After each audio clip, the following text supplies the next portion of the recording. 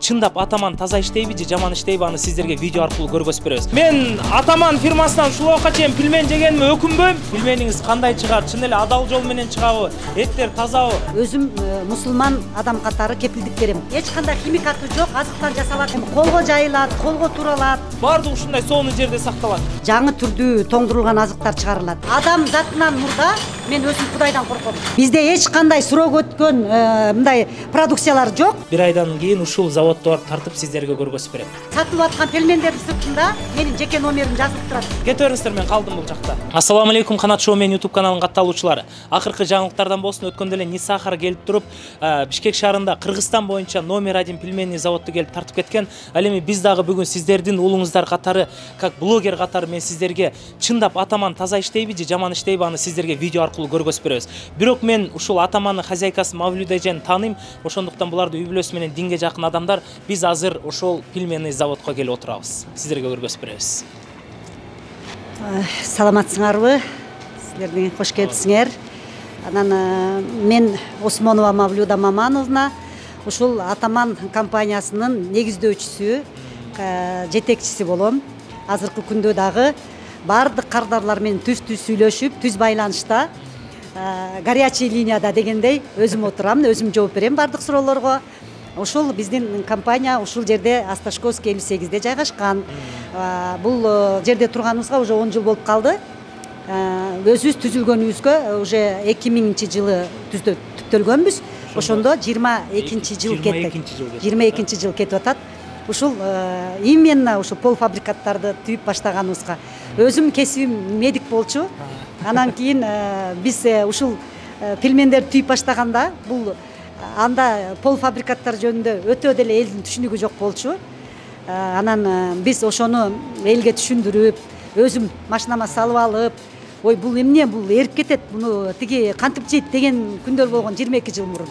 Убакыт ушунчалык учкан куштай экен, карасам уже 22 жыл болуп кетиптир. Бирок балдары 5 балам бар, 5 балам менен кошо өпөлөп ушул бизнести өнүктүрүп келдим да. Кудайыма шүгүр. Көптөгөн дагы суроолор бар. Мавлюда эже, потому что Атамандын пельменин жеген кыргызстандык жаран жок болуш керек, Биз азыр сиздин пельмениңиз кандай чыгар? Чын эле адал жол менен чыгабы? Эттер тазабы? Бардыгын биздин көрүүчүлөргө көргөзүп беришибиз керек. Жүрүңүз.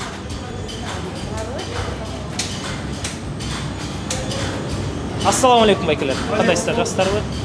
Бул ушул эмеден пельмендин башталышы, бул эттен башталат. Эттерди балдар абалка кылып, турап, баарын турап туруп, анан бул неме куйрук майларды кошот, бияктан. Андан кийин баарын пиязды аралаштырып, фаршты даярдап туруп, бул жака эмеге киргизебиз.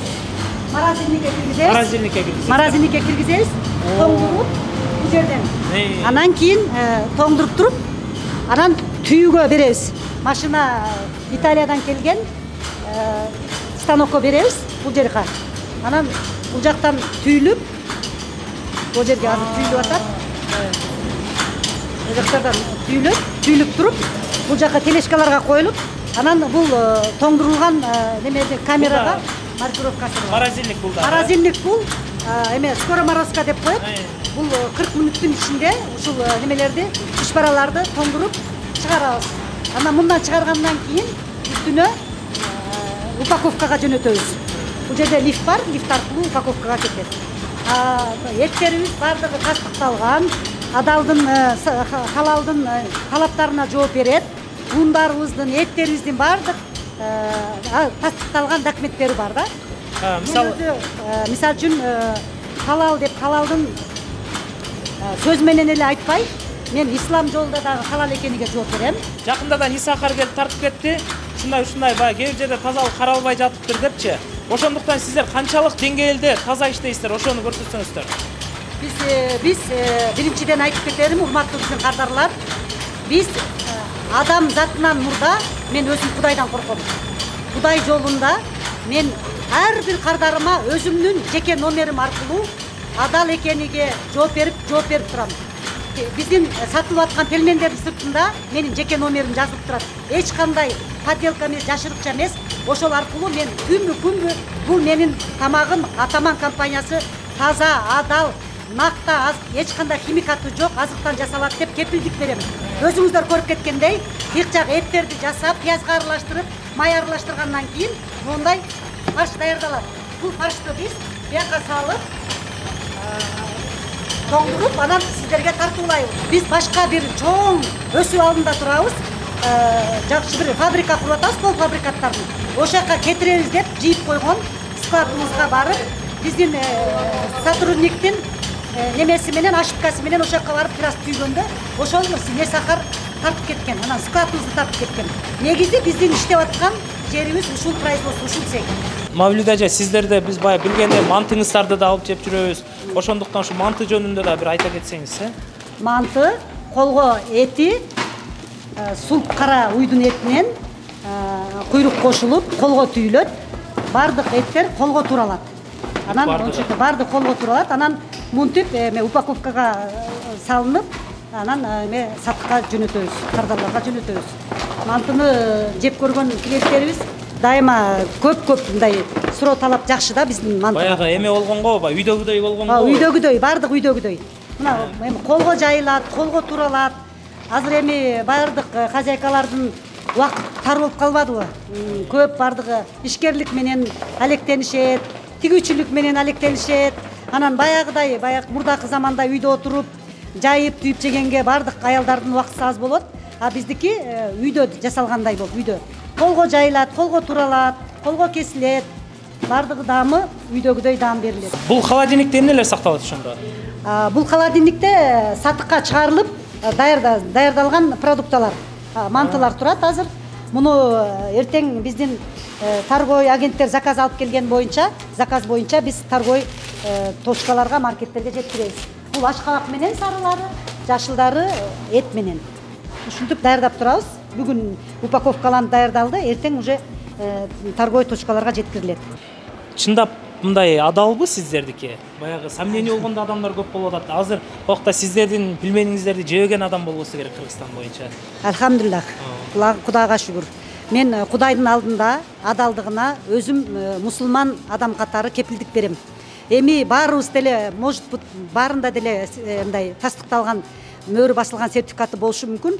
Ал менде госстандартыкы бардык органдардан бар, халал индустриясынан бар, муфтияттан бар, бардык бар. Бирок ошол менен бирге мен бекем өзүмдүн кардарларым ишенип кетем адалдыгына.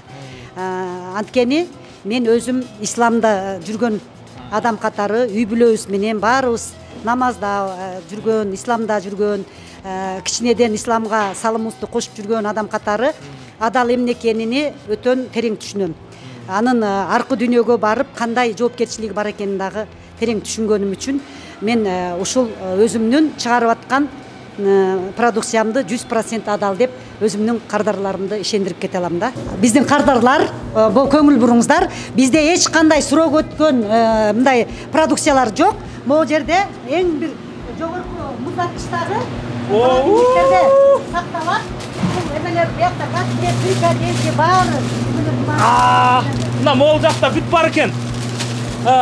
Мен Атаман фирмасынан ушулга чейин пельмен жегениме өкүнбөйм. Анткени бардыгы профессиональный морозильникте сакталат. Мына өзүңүздөр көргөндөй чучпаралар, бул жакта бардыгы пельмен, ишо котлет, все бардыгы сонун. Ишо бул жакта коробкада, ой. Андыктан ойлонбостон алыңыздар. Мына бардыгы пельмен настоящий, все, бардыгы ушундай сонун жерде сакталат. Негизи по идее нарында, жайында ушундай эле суук. Ошондуктан мен нарынын жигити болгонго аябай талыкпастан, үшөөстөн алып барып атат окшойм. Бул жакты да көрөлү. Бардыгы сонун. 20 жыл кетирген эмгек жон талаага кетпегендиктен ушундай бул жакта профессиональный морозильникте ушундай сонун, сапаттуу, таза пельмендер сакталып атыптыр. Кете бериңиздер, мен калдым бул жакта. Биз Кудай кааласа жана айтып кеттим го, биз 3000 квадрат жаңы бир завод куруп көчкөнүн алдында турабыз. Муну мына могу жерде 3000 квадрат производственный цехтин өзү эле ушундай. Бизде бул жерде дагы жаңы түрдүү тоңдурулган азыктар чыгарылат.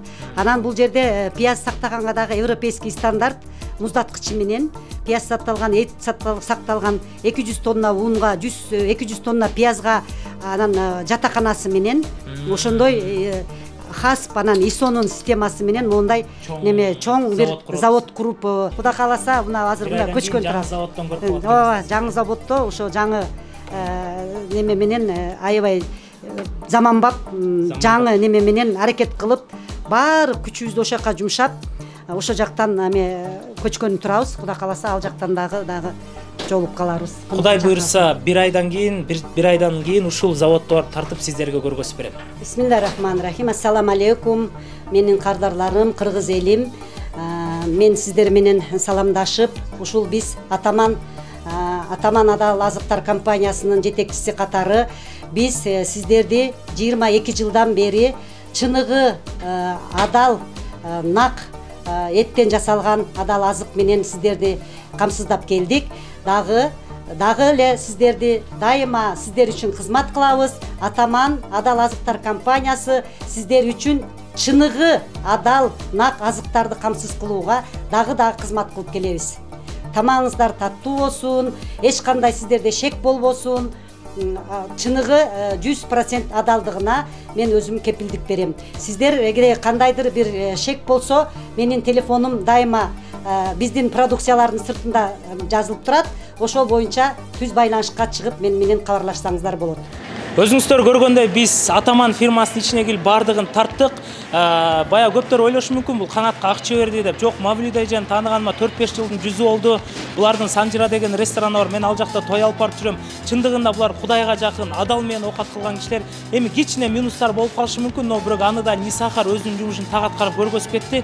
Бирок өзүңүздөр көргөндөй, булар 22 жылдан бери адамдарды биздин кыргыз элин адал тамак менен, адал пилмендер менен, адал нерселер менен камсыздап келатканын биз сиздерге толук видео аркылуу көргөзүп бердик.